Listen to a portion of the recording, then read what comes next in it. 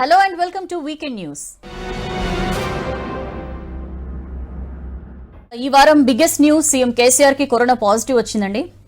మనకి తెలుసు Nagarjuna Sagar by elections టైంలో అందరూ కూడా ప్రతిపక్షాలు వద్దు వద్దు వద్దు వద్దు అని చెప్పి అంటున్నా సరే 1,00,000 మందితో సభ పెట్టాలి అని చెప్పి చాలా ప్రెస్టీజియస్ గా సెకండ్ టైం కేసీఆర్ వెళ్లి మరీ ప్రచారం చేసిన పరిస్థితి.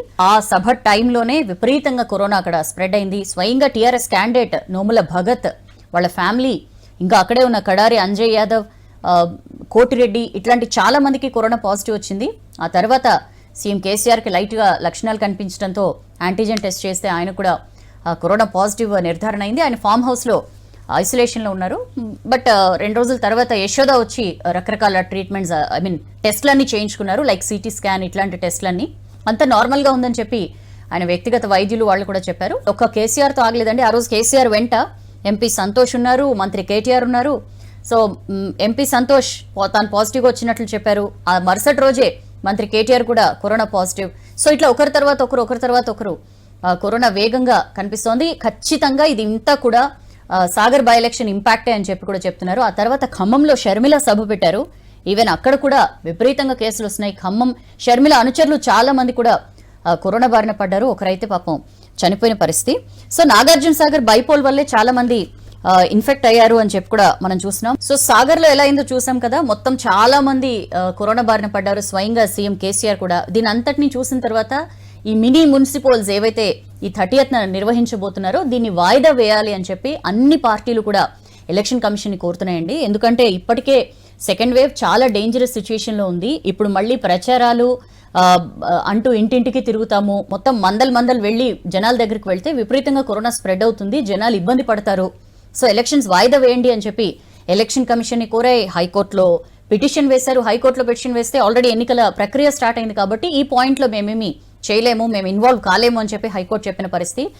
ఎలక్షన్ కమిషన్ కూడా అధికార పార్టీ ఒపీనియన్ కోరింది. అధికార పార్టీ మాత్రం ఏం అక్కర్లేదు, యాజ్ యూజువల్ గా ముందుకు వెళ్ళిపోవచ్చు ఎలక్షన్స్ విషయంలో అని చెప్పిన పరిస్థితి. దీని దృష్టిలో పెట్టుకుని స్టేట్ ఎలక్షన్ కమిషన్ కూడా ప్రకటించేసింది.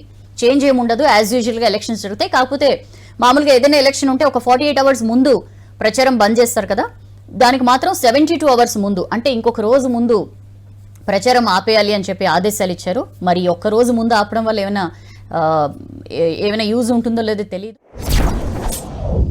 మన రాష్ట్రంలో కూడా కరోనా కేసెస్ అలానే పెరుగుతున్నాయి. అయితే మనం ముందు నుంచి చెప్పుకుంటున్నట్లే కేసెస్ బులెటిన్ లో చూపిస్తున్న దానికంటే ఈజీగా 2-3 రెట్లు ఎక్కువే ఉంటాయని చెప్పి స్వయంగా డాక్టర్స్ కానీ లేకపోతే ఎవరైతే టెస్టులకు వెళ్తున్నారో ఆల్మోస్ట్ టెస్టులకు వెళ్తున్న వాళ్ళలో 40% పాజిటివ్ కేసులే వస్తున్నాయని చెప్పి బయటకు వచ్చాక చెప్తున్నారు. నిజంగా ప్రైవేట్ ల్యాబొరేటరీస్ లో జరుగుతున్న టెస్టులు ఈ బులెటిన్ లో ఇంక్లూడ్ చేస్తున్నారా లేదా, జిల్లాల్లో జరుగుతున్న పరిస్థితి మనకి స్టేట్ బులెటిన్ లో కనిపిస్తోందా లేదా, ఇట్లాంటివన్నీ కూడా మనకి ఫస్ట్ వేవ్ లో ఏవైతే డౌట్స్ ఉన్నాయో మన రాష్ట్రం చూపించే హెల్త్ బులెటిన్ కి సంబంధించి యాజ్ ఇట్ ఈజ్ మరణాల విషయంలో కానీ లేకపోతే కేసెస్ విషయంలో కానీ as it is away doubts continue అయిపోతున్నాయి. మనం చెప్పుకున్నాం లాస్ట్ టైం గాంధీ హాస్పిటల్ కి ప్రతి 10 నిమిషాలకి ఒక పేషెంట్ వస్తున్నారని. గాంధీ హాస్పిటల్ కి ప్రతి నిమిషానికి ఒక అంబులెన్స్ వస్తోందండి సివియారిటీ ఉన్న పేషెంట్స్ ని తీసుకుని. వాళ్ళు అంటున్నది ఏంటంటే ప్రైవేట్ హాస్పిటల్స్ లో మొత్తం అంతా కూడా చివరాఖరి స్టేజ్కి వచ్చిన తర్వాత చేతులు ఎత్తేసి వాళ్ళని ఇక్కడికి పంపిస్తున్నారు. ఇక్కడికి వచ్చిన తర్వాత మేమేం చేయలేకపోతున్నాం, అది కరెక్ట్ కాదు అని చెప్పి మంత్రి ఈటలు కూడా చెప్తున్నారు. బట్ అగైన్ ఎన్ని మరణాలు జరుగుతున్నాయి, మొత్తం బెడ్స్ అన్ని ఐసీయూ బెడ్స్ అన్ని కూడా ఫుల్ అయిపోయాయండి గాంధీ హాస్పిటల్లో. నాట్ ఓన్లీ గాంధీ, ఆల్మోస్ట్ అన్ని గవర్నమెంట్ హాస్పిటల్స్ ఏవైతే రాష్ట్రంలో ఉన్నాయో అన్ని కూడా ఫుల్లీ ఫిల్డ్ విత్ పేషెంట్స్, ఎక్కడ కూడా ప్లేస్ లేదు అని చెప్పి మనకి ఇన్ఫర్మేషన్ తెలుస్తోంది. ఇంకా కార్పొరేట్ హాస్పిటల్స్ దోపిడీ అయితే యాజ్ యూజువల్ కంటిన్యూ అవుతూనే ఉంది. ప్రైవేట్ హాస్పిటల్స్ కి సంబంధించి అంటే ఎక్కడెక్కడ బెడ్స్ అవైలబిలిటీ ఉంది, మీరు ఎక్కడెక్కడ ప్రయత్నించవచ్చు అనే దానికి సంబంధించి ఒక లైవ్ డాష్ బోర్డ్ ని కూడా తెలంగాణ గవర్నమెంట్ తీసుకొచ్చింది. దానికి సంబంధించి ఫోన్ నెంబర్స్ కూడా ఇంక్లూడ్ చేశారు. మన దగ్గర హైకోర్టు ఇన్వాల్వ్ అయింది. ఏం చేస్తున్నారు మీరు, కరోనా ఈ స్థాయిలో స్ప్రెడ్ అవుతుంటే, ఇంత దారుణమైన పరిస్థితులు ఉంటే ఏం చేస్తున్నారు మీరు? వేరే రాష్ట్రాలు చాలా స్టెప్స్ తీసుకున్నాయి, కొన్ని చోట్ల నైట్ కర్ఫ్యూ పెట్టారు, ఇట్లాంటి ఎన్నో స్టెప్స్ తీసుకున్నాయి, మీరేం చేస్తున్నారని చెప్పి హైకోర్టు గట్టిగా మందలించిన తర్వాత మన రాష్ట్ర ప్రభుత్వం మేల్కొంది. మన దగ్గర కూడా నైట్ కర్ఫ్యూ పెట్టారు. May 1st మార్నింగ్ వరకు నైట్ కర్ఫ్యూ ఉంటుంది అని చెప్పారు. సో నైట్ 9 నుంచి మార్నింగ్ 5 వరకు ఎలాంటి యాక్టివిటీస్ ఉండవండి. అత్యవసర సర్వీసెస్ ఏవైతే ఉంటాయో వాళ్ళు మాత్రం తిరగొచ్చు, మిగిలిన వాళ్ళు ఎవరు కూడా తిరగొద్దు అని చెప్తున్నారు. ప్రతిదానికి కూడా మన రాష్ట్రంలో ఏం జరుగుతుందంటే మంత్రి ఈటెల మాట్లాడుతూ మేము అడిగినన్ని రెమ్డెసివిర్ ఇంజెక్షన్స్ ఇవ్వలేదు, లేకపోతే ఆక్సిజన్ సపోర్ట్ మనకి కరెక్ట్గా ఇది ఇవ్వట్లేదు, ఒకవేళ ఇక్కడ ఆక్సిజన్ కొరత ఇప్పుడు లేదు బట్ ఫ్యూచర్లో వస్తే ఎవరైనా చనిపోతే దాని కేంద్రం బాధ్యత వహిస్తుందా, ఇట్లాంటి కామెంట్స్ చేశారు. బీజేపీ మాట్లాడుతూ అరే ఇక్కడ ప్రాబ్లమ్స్ ఉన్నాయి, ప్రాబ్లమ్స్ అన్ని మీ దగ్గర ఉన్నాయి, మీ చేతగానితనాన్ని కేంద్రంపై ఎందుకు మోపుతున్నారు? ఎస్పెషల్లీ స్ట్రైట్గా వాళ్ళు క్వశ్చన్ చేస్తున్నది ఏంటంటే మీరు చూపిస్తున్న కేసులు, మీరు చూపిస్తున్న మరణాలు, వీటిని బేస్ చేసుకుని కేంద్రం నుంచి మీకు ఎలొకేషన్స్ ఉంటాయి. అది రెమ్డెసివిర్ ఇంజెక్షన్ అయినా, ఇంకేమైనా మందులైనా, లేకపోతే ఆక్సిజన్ అయినా, మీరు బులెటిన్లో చూపిస్తున్నవన్నీ తక్కువగా చూపిస్తూ మా కేంద్రం ఇవ్వట్లేదని చెప్పి ఇప్పుడు కేంద్రాన్ని ఎందుకు అంటున్నారు, మీ చేతగాంతనాన్ని కేంద్రం మీద ఎందుకు నెట్టేస్తున్నారు అని చెప్పి ప్రతిపక్షాలు క్వశ్చన్ చేస్తున్న పరిస్థితి. మొదటి నుంచి మనం చూస్తున్నవే టెస్టింగ్ కిట్ల కొరత, బెడ్ల కొరత, ఇంకా వేరే స్టాఫ్ కొరత, ఇట్లాంటివన్నీ యాజ్ యూజువల్గా మన రాష్ట్రంలో కంటిన్యూ అవుతున్నాయి. చాలా చోట్ల రైతులు ఎరువుల కోసం లైన్లో చెప్పులు అవి పెడతారు కదా, మనం ఇదివరకు చూసేవాళ్ళు అలాంటి ఫొటోస్. ఇప్పుడు కరోనా టెస్టింగ్ సెంటర్స్ దగ్గర జనాలు అట్లనే చేస్తున్నారు. ఎందుకంటే వాళ్ళు వచ్చిన తర్వాత గంటలు గంటలు వెయిట్ చేయలేక వాళ్ళ వంతు వచ్చినప్పుడు వెళ్దాంలే అని చెప్పి చెప్పులు అవి అక్కడ పెట్టి ఆ పక్కన చెట్ల కింద అక్కడ వాళ్ళు కూర్చుంటున్న పరిస్థితి. అంతా వెయిట్ చేసినా సరే వాళ్ళకి 2-3 రోజులకి ఒక టోకెన్ ఇచ్చి పంపించేస్తున్నారు. బెడ్ల కొరత విపరీతంగా కనిపిస్తోంది. ఇప్పటికి కూడా కార్పొరేట్ హాస్పిటల్స్ని ఇంకా కూడా బ్రతిమాలుకునే పనిలోనే ఉంది ప్రభుత్వం తప్ప ఎక్కడ కూడా గట్టిగా ఆర్డర్ చేస్తున్న సిచ్యువేషన్ కనిపించట్లా. ఆయుష్మాన్ భారత్ లేదు, ఆరోగ్యశ్రీలో ఇంక్లూడ్ చేయలేదు, అవి కూడా పక్కకు పడేశారు. సో ఈ టెస్టింగ్ సెంటర్స్ దగ్గర సరిపడ కిట్లవి లేకపోవడంతో విపరీతంగా జనాలు అక్కడ క్యూలు కడుతున్నారు. అక్కడ ఎలాంటి కోవిడ్ గైడ్ లైన్స్ పాటించట్లా. అది చూస్తుంటే నిజంగా ఈ టెస్టింగ్ సెంటర్సే కరోనా సూపర్ స్ప్రెడర్స్ గా మారతాయేమో నుంచి భయం వేస్తుందండి. ఎందుకంటే అక్కడ కరోనా ఉందో లేదో తెలుసుకోవడానికి వస్తారు, అంతమంది ఒకే చోటు ఉండడం వల్ల లేని వాళ్ళకు కూడా ఉన్న వాళ్ళ నుంచి స్ప్రెడ్ అయ్యే ప్రమాదం పూర్తిగా ఉంటుంది. మరి సరిపడా టెస్టింగ్ కిట్లు లేక ఈ టెస్టింగ్ సెంటర్స్ దగ్గర వీళ్ళు పడుతున్న అవస్థలు మాత్రం నిజంగా చెప్పడానికి అసలు మాటలే సరిపో. మన రాష్ట్రంలో మాత్రం చాలా చాలా తీసికట్టుగా పరిస్థితులు కనిపిస్తున్నాయి. స్టాఫ్ రిక్రూట్మెంట్ విషయంలో కూడా టిమ్స్ హాస్పిటల్ ఏదైతే చాలా ఘనంగా ప్రారంభించారో, టిమ్స్ హాస్పిటల్ ఎస్పెషల్లీ కరోనా కోసమే లాస్ట్ ఇయర్ మొదలు పెట్టారు. అక్కడ కూడా స్టాఫ్ లేకుండా సగం బెడ్స్ అక్కడ ఖాళీ ఉన్నాయి. సగం బెడ్స్ కాకపోయినా కనీసం సగానికి తక్కువ బెడ్స్ ఖాళీ ఉన్నాయి. బట్ అక్కడ స్టాఫ్ లేని కారణంగా ఎవరైతే కరోనా పేషెంట్స్ వస్తున్నారో వాళ్ళు ఎవరిని కూడా అడ్మిట్ చేసుకోవట్లా. ఎందుకంటే పేషెంట్స్ పెరిగి కొద్దీ స్టాఫ్ అవసరం ఎక్కువ ఉంటుంది కాబట్టి. ఇప్పటికే అక్కడ చాలా ఓవర్ బర్డెన్ అయిపోయిందండి. ఉన్న స్టాఫే సరైన ట్రీట్మెంట్ ఇవ్వలేక, ఈవెన్ అక్కడ ట్రీట్మెంట్ పొందుతున్న పేషెంట్స్ స్వయంగా చెప్తున్నారు మాకు కరెక్ట్గా ఫుడ్ కూడా రావటం లేదని చెప్పి. సో టిమ్స్ పరిస్థితి ఇట్లా ఉంది. సో ఇట్లా ఉన్న ఈ హాస్పిటల్స్ అన్నీ కూడా మరి ఇంకా ప్రభుత్వం ఈ విషయంలో మరింత స్ట్రింజెంట్ యాక్షన్స్ తీసుకోవాలని చెప్పి ప్రజానీకం అయితే కోరుతున్నారు. బికాస్ కోవిడ్ సెకండ్ వేవ్ చాలా చాలా నొటోరియస్ గా చాలా చాలా భయంకరంగా స్ప్రెడ్ అవుతున్న పరిస్థితి. సో ఇది ఇలానే కంటిన్యూ అవుతాయా? ఫస్ట్ వేవ్ నుంచి మరి ప్రభుత్వం ఏం పాఠాలు నేర్చుకోలేదా అన్న క్వశ్చన్ కూడా జనాల నుంచి వస్తుంది.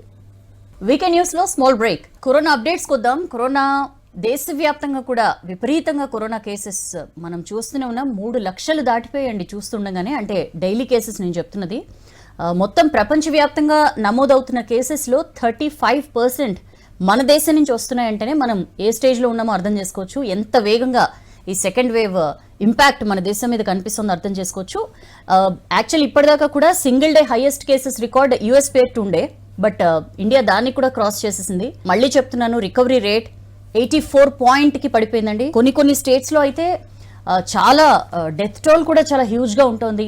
ఎక్కడికక్కడ శవాల్ని కుప్పలుగా పెట్టేసి దహన సంస్కారాలు చేయడం, కొన్ని చోట్ల దానికి కూడా అంటే అంత్యక్రియలు నిర్వహించడానికి కూడా బోల్డ్ అంతసేపు లైన్లో నిలబడాల్సి రావడం, ఇట్లాంటివన్నీ చూస్తూనే ఉన్నాం. ఎవరూ కూడా ఈ సెకండ్ వేవ్ ఇంత తీవ్రంగా ఉంటుంది అని చెప్పి ఎవరు కూడా ఊహించకపోవడంతో ఎవరు దీనికి సంబంధించిన ప్రిపరేటరీ మెజర్స్ కూడా తీసుకోవాలి. దాని ఇంపాక్ట్ ఎంత క్లియర్గా కనిపిస్తోందంటే బెడ్స్ లేవు, ఆక్సిజన్ సపోర్ట్ సిస్టమ్స్ లేవు.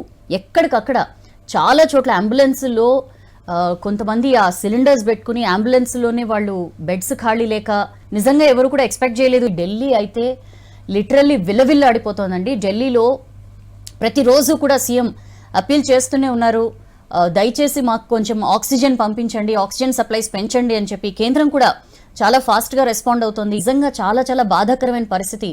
మేబీ ఇంతకంటే ఇంకోటి ఉండదేమో అనిపిస్తుంది. రెమ్డెసివిర్ ఒక పక్కేమో రెమ్డెసివిర్ అంటే చాలా క్రిటికల్ పేషెంట్స్కి రెమ్డెసివిర్ వాడతామని కొన్ని చోట్ల, మైల్డ్ సిమ్టమ్స్ ఉంటేనే రెమ్డెసివిర్ పనిచేస్తుందని కొన్ని చోట్ల, అసలు వెంటిలేటర్ దాకా వెళ్తే అసలు రెమ్డెసివిర్ పనిచేయదని కొన్ని చోట్ల, ఇట్లా రకరకాల ఆర్గ్యుమెంట్స్ ఉన్నాయి రెమ్డెసివిర్కి సంబంధించి. ఈ రెమ్డెసివిర్ కొరత ఒకటి విపరీతంగా కనిపించిందండి దేశంలో. ఒక గుడ్ న్యూస్ ఈ వీక్ లో వచ్చింది ఏంటంటే వైరఫిన్ అండి. మనం మొత్తం దేశవ్యాప్తంగా కూడా ఈ రెమ్డెసివిర్ ఇంజెక్షన్స్ లేవు, దీనివల్ల చాలా ఇబ్బందులు పడుతున్నారు పేషెంట్స్, ఇంజెక్షన్స్ కొరత ఉంది అని చెప్పి బోల్డ్ అన్ని ఆ బ్లాక్ మార్కెటింగ్ చేయడం ఇవన్నీ కూడా చూసాం కదా. ఈ టైంలో జైడస్ క్యాడిలా వైరఫిన్ అనే డ్రగ్ చాలా అద్భుతంగా పనిచేస్తోంది, మా ట్రయల్స్ లో అది తేలింది అని చెప్పి డిక్లేర్ చేసింది. వెరస్ వైరఫిన్ మాత్రం ఒక్క డోస్ తోనే ఒక వారంలోనే ఆట కట్టిస్తోంది, మంచి రిజల్ట్స్ వచ్చాయని చెప్పి జైడస్ క్యాడిలా చెప్పింది. నిజంగా ఇట్స్ అ బిగ్ రిలీఫ్ అండి ఈ టైంలో. సో దీనికి అప్రూవల్ చెప్పింది డీసీజీఐ కూడా, మన drug control general of India. మహారాష్ట్రలో ఈ కేసెస్ పెరుగుదలని దృష్టిలో పెట్టుకుని ఇంకా అడిషనల్ రెస్ట్రిక్షన్స్ కూడా పెట్టారు. మొన్నటిదాకా 50% staff state government and central government offices లో 50% స్టాఫ్ ఉండాల్సింది 15% తగ్గించారు. అండ్ ఏదైనా శుభకార్యాలు అయితే 25 మంది కంటే ఎక్కువ ఉండకూడదు అని చెప్పారు. ఇంకా కొన్ని జార్ఖండ్ లాంటి స్టేట్స్ కూడా ఒక వారం పాటు లాక్డౌన్ పెట్టడం, ఇంకా కొన్ని చోట్ల నైట్ కర్ఫ్యూని ఎక్స్టెండ్ చేయడం, ఇట్లాంటి మెజర్స్ అన్ని జరుగుతున్నాయి. అయితే ఈ రాష్ట్రాలకి సంబంధించి ఏదైతే ఆక్సిజన్ డిమాండ్ ఉందో దీన్ని దృష్టిలో పెట్టుకుని ఆల్రెడీ ఆక్సిజన్ ఎక్స్ప్రెస్ ని స్టార్ట్ చేసింది కేంద్రం. దాంతో పాటు ఈ ఆక్సిజన్ ఎక్స్ప్రెస్ చాలా చోట్ల ఆగిపోతోందండి, కరెక్ట్ గా నీడీ స్టేట్స్ కి చేరుకోలేకపోతోంది అని చెప్పి మళ్ళీ ఆ స్టేట్స్ రిప్రజెంటేషన్ ఇచ్చే కేంద్రానికి. సో కేంద్రం ఇమీడియట్ గా యుద్ధ విమానాలు ఏవైతే ఉంటాయో యుద్ధ విమానాల ద్వారా ఆక్సిజన్ ట్యాంకర్స్ ని ఏ స్టేట్స్ కి అయితే అవసరమో అక్కడికి తరలించడానికి కూడా ఇమీడియట్ గా ఏర్పాట్లు అవి చేసింది. ఇదిలా ఉంటే మనం నిన్న మొన్నటిదాకా డబుల్ మ్యూటెంట్ వేరియంట్ అని చెప్పుకున్నాం కదా. ఈ డబుల్ మ్యూటెంట్ వేరియంట్ తో పాటు ఇప్పుడు కొత్తగా ట్రిపుల్ మ్యూటెంట్ వేరియంట్ కూడా వచ్చిందండి. ఈ ట్రిపుల్ మ్యూటెంట్ వేరియంట్ ఏంటి, ఇది నాట్ ఓన్లీ మన దగ్గర ఒక 10 కంట్రీస్ లో కూడా ఉంది అని చెప్పి కూడా మనం న్యూస్ చూస్తున్నాం. అయితే ఈ పెరుగుతున్న కేసులు, ఈ సర్జ్ ఏదైతే మనం చూస్తున్నామో ఈ కేసులకు కానీ లేకపోతే మరణాలకి వీటన్నిటికీ ఈ ట్రిపుల్ మ్యూటెంట్ వేరియంటే కారణమా అంటే దాని మీద ఇంకా స్టడీస్ జరగాల్సి ఉంది. మహారాష్ట్ర నాసిక్ లో మనం ఆక్సిజన్ గురించి చెప్పుకున్నాం కదా, ఎంత దారుణమైన ఘటన అంటే నాసిక్ లో ఈ ఆక్సిజన్ కొరత ఉంది కదా, ట్యాంకర్ తీసుకొచ్చి ఆ ట్యాంకర్ ద్వారా ఫిల్ చేస్తున్నారు. హాస్పిటల్లో ఉన్న ట్యాంక్ని, ఆక్సిజన్ ట్యాంక్ని ఫిల్ చేస్తూ ఉంటే ఈ టైంలో లీకేజ్ జరిగి ఎవరికైతే అవసరమో లోపల ట్రీట్మెంట్ పొందుతున్న వాళ్ళు ఎవరైతే చివరి ఇదిలో ఉన్నారు, వాళ్ళు బాగా అత్యవసరమైన ట్రీట్మెంట్లో ఉన్నారు, వెంటిలేటర్ సపోర్ట్ మీద ఉన్నారు, అలాంటి వాళ్ళకి కరెక్ట్గా ఆ టైంకి లీకేజ్ వల్ల వాళ్ళకి ఆక్సిజన్ అందలేదు. 24 మంది చనిపోయారండి. ఢిల్లీలో జైపూర్ గోల్డెన్ హాస్పిటల్లో లో ప్రెషర్ మెడికల్ ఆక్సిజన్ సప్లై వల్ల 20 మంది చనిపోయారండి. నిజంగా ఇదంతా చూస్తుంటే ఏంటి, ఎంత దారుణమైన సిచ్యుయేషన్స్ ఉన్నాయి మన దేశంలో, మనం ఎక్కడ ఫెయిల్ అయ్యాం, దీన్ని ఊహించలేకపోయామా, ప్రిపరేటరీ మెజర్స్ తీసుకోలేకపోయామా అని చెప్పి నిజంగా చాలా ఈ వార్తలన్నీ చూసినప్పుడు నిజంగా బాధగా అనిపిస్తుంది. మహారాష్ట్ర పాల్గఢ్ డిస్ట్రిక్ట్ లో ఇంకొకటి జరిగింది. అక్కడ ఐసీయూ వార్డులో షార్ట్ సర్క్యూట్ జరిగిందండి. 13 మంది పేషెంట్స్ చనిపోయారు. ఇంకా బాధాకరం ఏంటంటే ఈ 13 మంది పేషెంట్స్ కూడా కరోనా పేషెంట్స్. ఢిల్లీలో కూడా జరిగిందండి. ఢిల్లీ గంగారాం హాస్పిటల్లో 24 గంటల్లో 25 మరణాలు. అయితే దీనికి సంబంధించి రకరకాల వర్షన్స్ వినిపిస్తున్నాయి. ఇంక ఈ విషయంలో సుప్రీంకోర్టు కూడా ఇన్వాల్వ్ అయిందండి. సుప్రీంకోర్టు మెయిన్గా కేంద్రం మీద చాలా సీరియస్ గానే అడిగింది. ఏం చేస్తున్నారు మీరు, ఇది ఒక నేషనల్ ఎమర్జెన్సీ లాంటి సిచ్యుయేషన్, ఈ టైంలో ఏం చేస్తున్నారు. మెయిన్గా సుప్రీంకోర్టు చెప్పింది ఏంటంటే కొన్ని విషయాలు, ఈ అత్యవసర మందుల విషయం కానీ, లేకపోతే ఆక్సిజన్ సప్లై విషయం కానీ, లేకపోతే వ్యాక్సినేషన్ విషయం కానీ, ఇట్లాంటి విషయాల్లో మీరు ఏం చేస్తున్నారో ఒక క్లియర్ కట్ రిపోర్ట్ ఇవ్వండి. అండ్ ఈ టైంలో ఖచ్చితంగా దీన్ని ఒక నేషనల్ ఎమర్జెన్సీగా తీసుకుని పనిచేయాలి, ఎక్కడ కూడా అలసత్వానికి చోటు ఉండకూడదు అని చెప్పింది. సో దీనికి సంబంధించి కరోనా పరిస్థితి మీద, అలాగే ఆక్సిజన్ ల్యాక్ ఆఫ్ ఆక్సిజన్ మీద ఇట్లా రకరకాలుగా ఈ వీక్ అంతా కూడా రివ్యూస్ చేస్తూ ఉన్నారు. రాష్ట్రాల అధికారులతో సమావేశాలు జరుపుతున్నారు, ఫార్మా ఇండస్ట్రీస్ ప్రతినిధులతో సమావేశాలు జరుపుతున్నారు. ప్రధాని మోడీ ఒక ఇంపార్టెంట్ డెసిషన్ తీసుకున్నారు. మెయిన్గా ఈ మే అండ్ జూన్ ఈ 2 నెలలకి ఈ ప్రధాన్ మంత్రి గరీబ్ కళ్యాణ్ అన్ని యోజన అనేదాన్ని మే అండ్ జూన్కి కూడా ఇంప్లిమెంట్ చేయబోతున్నట్లుగా ప్రకటించారు. దీనివల్ల 80 కోట్ల ఫ్యామిలీస్కి లబ్ధి కలుగుతుందండి. వీళ్ళకి నెలకి 5 కేజీల చొప్పున ఫుడ్ గ్రెయిన్స్, అంటే బియ్యం అయితే బియ్యం, లేకపోతే గోధుమలు అయితే గోధుమలు, ఏవైనా సరే ఈ స్కీమ్ కింద వీళ్ళకి అందజేస్తారు. ఇక ఈ వీక్ లో వచ్చిన ఇంకొక ఇంపార్టెంట్ డెవలప్మెంట్, వ్యాక్సినేషన్ కి సంబంధించిన ఒక ఇంపార్టెంట్ డెసిషన్ తీసుకుందండి కేంద్రం. మెయిన్ గా ఏంటంటే మన దగ్గర ఫస్ట్ ఫేజ్ లో health workers, front line warriors వాళ్ళందరికీ ఇచ్చారు. సెకండ్ లో 45 ఇయర్స్ దాటి ఏమైనా కోమార్బిడిటీస్, ఏమైనా ఇతరత్ర రోగాలు ఉన్న వాళ్ళకి ఇచ్చారు. ఆ తర్వాత 45+ వాళ్ళందరికీ కూడా ఏప్రిల్ 1 నుంచి వ్యాక్సినేషన్ స్టార్ట్ చేశారు. ఇప్పుడు కరోనా కేసెస్ ఈ సెకండ్ వేవ్ చాలా తీవ్రంగా కేసెస్ పెరుగుతున్న నేపథ్యంలో కేంద్రం ఒక ఇంపార్టెంట్ డెసిషన్ తీసుకుంది. మే 1 నుంచి 18 ఏళ్లు దాటిన వాళ్ళందరికీ కూడా వ్యాక్సినేషన్ స్టార్ట్ చేస్తున్నాము అని చెప్పింది. అండ్ వ్యాక్సినేషన్ ప్రాసెస్కి ఏంటంటే ఖచ్చితంగా కోవిన్ అనే ఒక సాఫ్ట్వేర్ ఉంది కదా, మనం ఏదైతే ఫస్ట్ స్టార్టింగ్ నుంచి చూస్తున్నాం. కోవిన్ అనే పోర్టల్లో వెబ్సైట్ ఉంటుంది, ఇది అందులో రిజిస్టర్ చేసుకోవాలి కంపల్సరీ అని చెప్పారు. లేదా ఆరోగ్య సేతు యాప్లో అయినా సరే రిజిస్టర్ చేసుకోవచ్చు. బట్ రిజిస్ట్రేషన్ అయితే కంపల్సరీ, ఎందుకంటే ఇది మొత్తం నేషనల్ వ్యాక్సినేషన్ ప్రోగ్రాంలో భాగంగా జరుగుతుంది కాబట్టి మీరు వ్యాక్సిన్ ఎక్కడైనా వేయించుకోండి, బట్ ఖచ్చితంగా మీరు రిజిస్టర్ చేసుకోవాలి అని చెప్పి కేంద్రం చెప్తోంది. సో 18 years ప్లస్ వాళ్ళందరికీ కూడా ఈ వ్యాక్సినేషన్ ప్రోగ్రామ్ స్టార్ట్ అయింది. ఇందులో యాజ్ యూజువల్ గా సెంట్రల్ గవర్నమెంట్ అండ్ స్టేట్స్ అలాగే ప్రైవేట్ లో కూడా ఈసారి వ్యాక్సినేషన్ కి అలౌ చేస్తున్నట్లుగా ఈ వ్యాక్సినేషన్ పాలసీలో కేంద్రం ప్రకటించింది. సో కోవిషీల్డ్ ప్రైసెస్ డిక్లేర్ చేసిందండి. కోవిషీల్డ్ చెప్పింది ఏంటంటే, మేము కేంద్రానికి 150 రూపీస్కి ఇస్తున్నాము, రాష్ట్రాలకి 400 రూపాయలు పర్ డోస్, ఒక డోస్ 400 రూపాయలకి ఇస్తామని చెప్పింది. అండ్ ప్రైవేట్ లో వాళ్ళకి 600 పర్ డోస్కి ఇస్తాము అని చెప్పి కోవిషీల్డ్ ప్రకటించింది.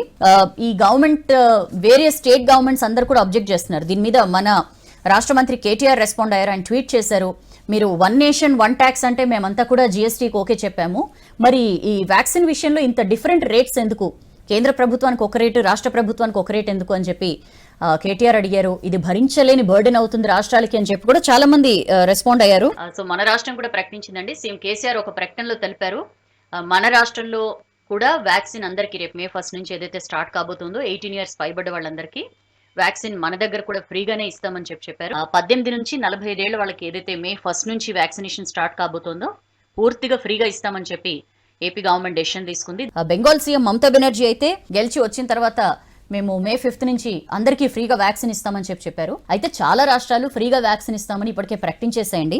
ఆ లిస్ట్ లో యూపీ ఉంది, ఎంపీ ఉంది, ఛత్తీస్గఢ్ ఉంది, అలాగే కేరళ ఉంది, అస్సాం ఉంది, పంజాబ్ ఉంది. ఇలాంటి రాష్ట్రాలన్నీ కూడా మేము వ్యాక్సిన్ ఫ్రీగా ఇస్తామని చెప్పి ఆల్రెడీ ప్రకటించేసాయి. వ్యాక్సిన్ వేసుకున్నా కూడా కరోనా పాజిటివ్ వస్తుంది, మరి ఇదేమైనా రక్షణ కవచం అంటే ఎస్, ఇది కంప్లీట్ గా రక్షణ కవచం అని చెప్పి ఐసీఎంఆర్ ఇంకొక రిపోర్ట్ కూడా ఈ వీక్ లో బయట పెట్టింది. మరి ఇదేమైనా రక్షణ కవచం అంటే ఎస్, ఇది కంప్లీట్ గా రక్షణ కవచం అని చెప్పి ఐసీఎంఆర్ ఇంకొక రిపోర్ట్ కూడా ఈ వీక్ లో బయట పెట్టింది. ఈ కోవాక్సిన్ 2 డోసులు, కోవాక్సిన్ అంటే మన భారత్ బయోటెక్ వ్యాక్సిన్, అవి 2 డోసులు వేసుకున్న తర్వాత కరోనా పాజిటివ్ వచ్చిన పర్సంటేజ్ ఎంత అంటే 0.04%. అంటే ఎక్కడో 1,00,000 మంది వేసుకుంటే ఒక 3కో 4కో పాజిటివ్ వచ్చిందనమాట. సో ఇవి కూడా, అండ్ మోర్ ఓవర్ ఎక్స్పర్ట్స్ అందరు చెప్తున్నది ఏంటంటే, వ్యాక్సినేషన్ అయిన తర్వాత ఈవెన్ అప్పుడు కనుక మీకు కరోనా పాజిటివ్ వస్తే చాలా mild fever, mild body pains ఇట్లాంటి వాటితో 2-3 రోజుల్లోనే మీరు క్యూర్ అయిపోతారు. హాస్పిటలైజేషన్ లేదా డెత్ బెడ్ ఈ సిచ్యుయేషన్ రాదు. సో కరోనా నుంచి మీరు సేఫ్గా బయటపడాలన్నంటే ఒకటి మార్గం, అది వ్యాక్సినేషన్. అండ్ వ్యాక్సినేషన్ వచ్చేదాకా mask, physical distancing and sanitisation, ఇవి మాత్రమే కరోనా నుంచి మిమ్మల్ని కాపాడగలవు అని చెప్పి పదే ఎక్స్పర్ట్స్ చెప్తున్నారు. సో ఇవ్వండి ఇవాల్టి వీకెండ్ న్యూస్. నెక్స్ట్ వీక్ కలుద్దాం మళ్ళీ నెక్స్ట్ వీక్ న్యూస్ తో. Till then take care. This is Soujanya signing of.